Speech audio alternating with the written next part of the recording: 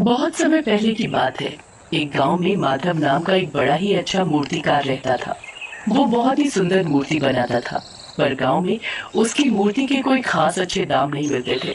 एक दिन वो सब कुछ छोड़ छाड़ कर शहर चला जाता है। वहां जाकर वो अपनी मूर्तियां बाजार में बेचने लगता है, पर कोई भी उससे मूर्ति नहीं खरीदता।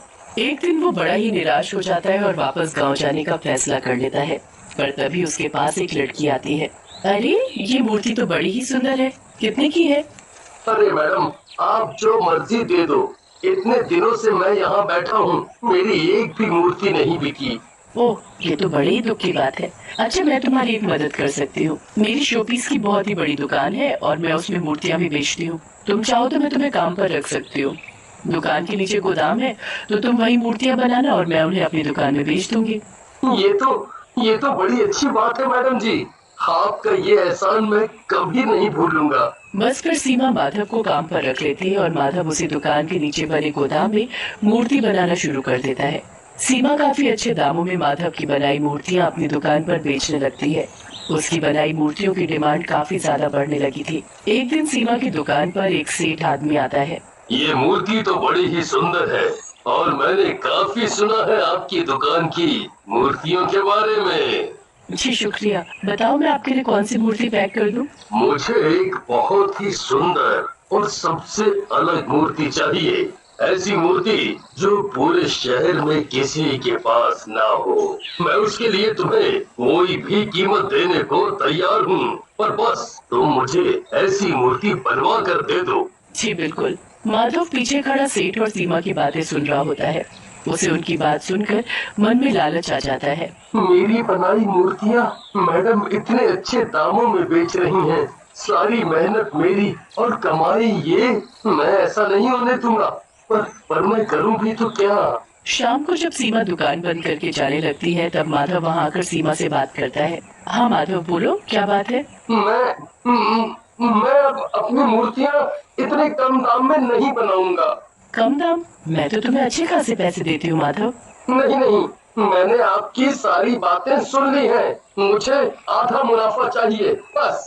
तुम ऐसे कैसे कर सकते हो? मैंने पहले ही साफ साफ बात की थी। मैंने तुम्हें रहने की जगह दी, काम दिया, और तुम आज ऐसे कर रहे हो। आखिर इस दुकान का किराया, गोदाम का किराया, बिजली का खर्च, सबकी सैलरी और जाने कितने खर्चे निकालने होते हैं मुझे। सीमा अपनी बात बोलकर घर चली जाती है, पर माधव के दिमाग में तो कुछ और ही चल रहा होता है।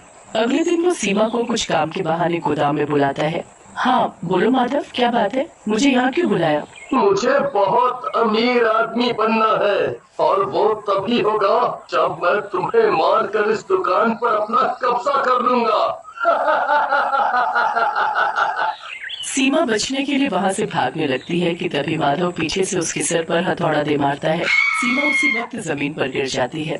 उसके सर से खून बहने की वजह से उसी वक्त उसकी मौत हो जाती है। माधव को समझ नहीं आता कि वो सीमा की लाश को कहाँ ठिकाने लगाए। वो वहाँ पड़ी मिट्टी को सीमा के ऊपर अच्छे से लगाकर एक मूर्ति तैयार कर देता है। वो मूर्ति बेहद ही खूबसूरत बनती है। अरे वाह, क्या मूर्ति बनी है। ऐसी मूर्ति तो मैंने आज तक नहीं बनाई। अब इस मूर्ति को मैं यहीं रखता हूँ। किसी को कभी पता नहीं चलेगा कि वो सीमा मैडम कहाँ गई। और अगर किसी ने मुझसे पूछा तो मैं बोल दूंगा कि वो कोई काम से कुछ महीनों के लिए बाहर गई हैं और दुकान की जिम्मेदारी मुझ पर छोड़ गई हैं। अगले दिन से माधव सीमा की जगह दुकान संभालने लगता है। पर फिर एक दिन जब वो मूर्ति बना रहा था, तो अचानक वहाँ की लाइट बंद हो जाती है। उसके बाद उसे पीछे से किसी के हंसने की आवाज आती है।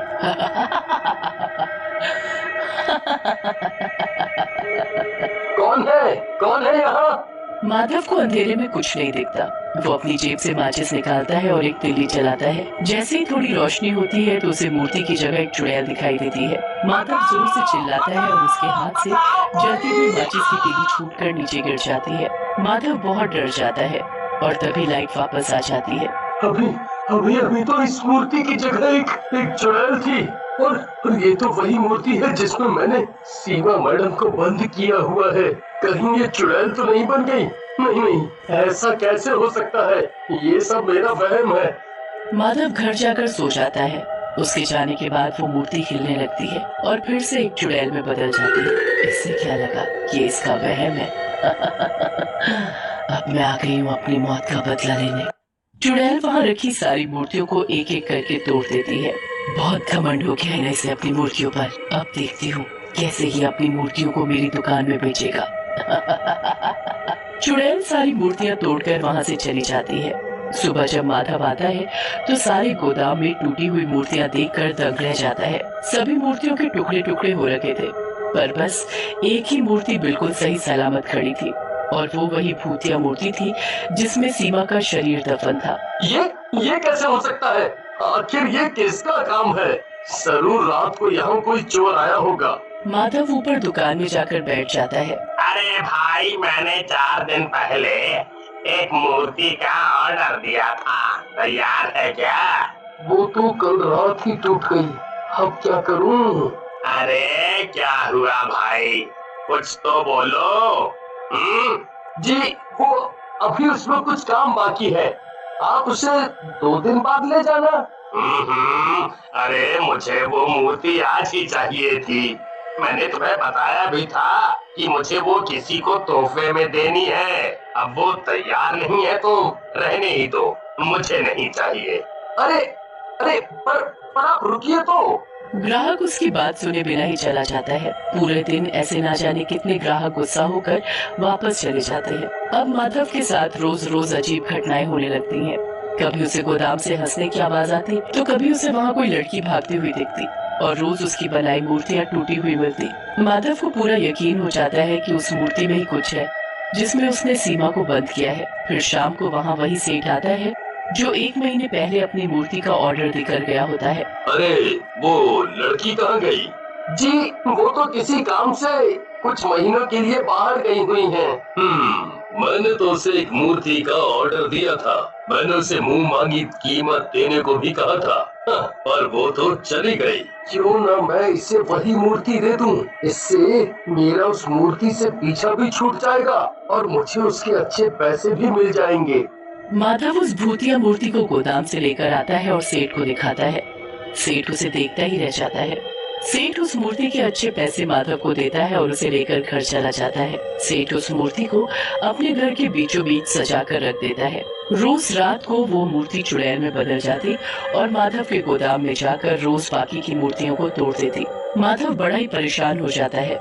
उसकी मूर्ति पूरी होने से पहले ही टूट जाती और ऐसे उसका काम धीरे धीरे कम होने लगता है। एक दिन उस मूर्ति की आंखों से खून के आंसू निकल रहे होते हैं।